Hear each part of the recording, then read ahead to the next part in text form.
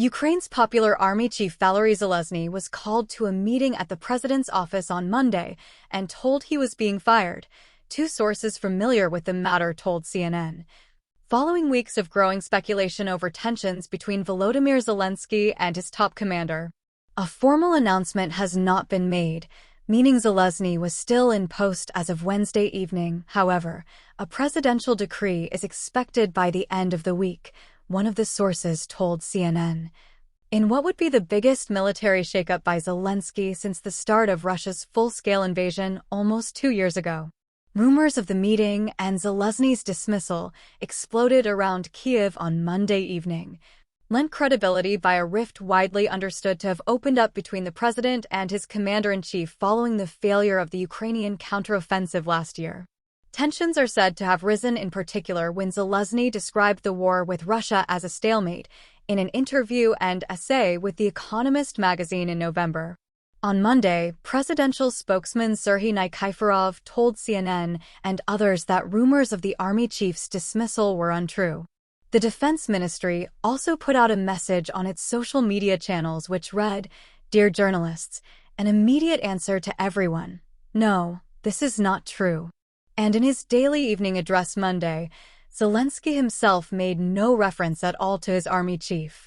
A Ukrainian artillery crew with the Burovy Brigade fires on a Russian position in the Luhansk region of Ukraine, January 13, 2024.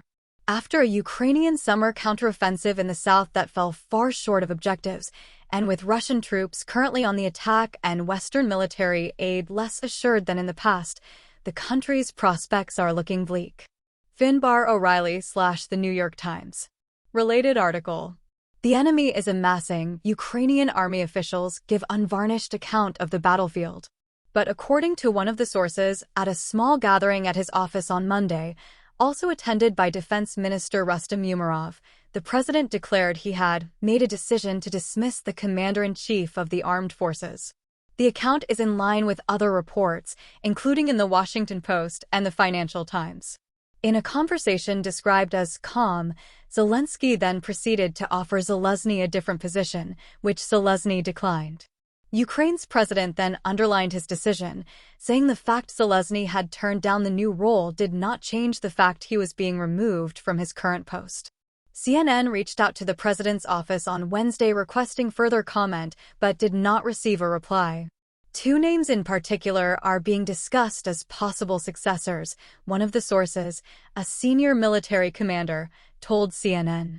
One of them is the current head of the Defense Intelligence Directorate, Kirill Budanov, a 38-year-old general known to have strong ties with Zelensky and seen as representing a new generation of military leaders. Asked by CNN in an interview on Tuesday whether he was set to become Ukraine's new commander-in-chief, Budanov knocked it down, suggesting it was unlikely he would be speaking to CNN at that moment if such an appointment had just been made. "We are in a war, and all sides are using all available means, including information warfare," the military spy chief added.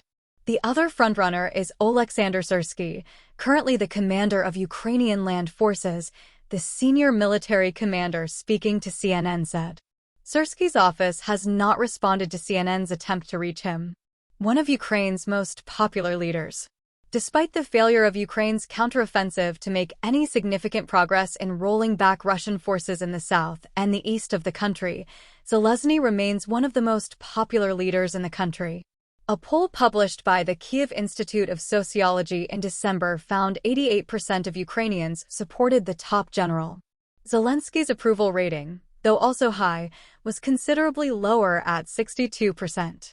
The poll was conducted after differences between the two leaders had apparently broken into the open over the prosecution of the war. "Just like in the First World War, we have reached the level of technology that puts us into a stalemate," Zaluzhny had written in The Economist in November as it became clear that Russia's deeply laid minefields and overwhelming heavy artillery fire had largely prevented significant Ukrainian success in the counteroffensive. "There will most likely be no deep and beautiful breakthrough, but instead an equilibrium of devastating losses and destruction," the army chief added. Those comments drew immediate criticism from the president's office. "If I were in the military," the last thing I would do is to comment to the press, to the public, on what is happening at the front, and what might happen at the front, because then we will facilitate the aggressor's work, Ierzokva, deputy head of the president's office, said on Ukrainian television at the time. Zelensky did not openly criticize Zaluzhny, but told a live news conference in December, "I am waiting for very concrete things on the battlefield. The strategy is clear. We have an understanding of our actions. I want to see details," Reuters reported. Launched in June, Ukraine's counteroffensive was its main effort to drive Russian forces back from the territories they have occupied since 2022, particularly in the south of the country. Ukraine had aimed to push south from the town of Kyiv towards the Sea of Azov, splitting Russia's forces in two and cutting its land bridge to Crimea. But Ukraine's gains were modest. Its forces attempted to push from Kyiv towards Tokmak, but only made it as far as Robotyne, a little over 20 kilometers, 12.4 miles, south. Ukraine's lack of progress led to a call from its armed forces at the end of December for a huge mobilization effort of up to 500,000 new conscripts. The request is currently before Parliament. "He is a worthy general. Our government wants to overthrow him because he is not very convenient for them," the soldier said, adding, "It seems like Zelensky's guys sold us out a long time ago."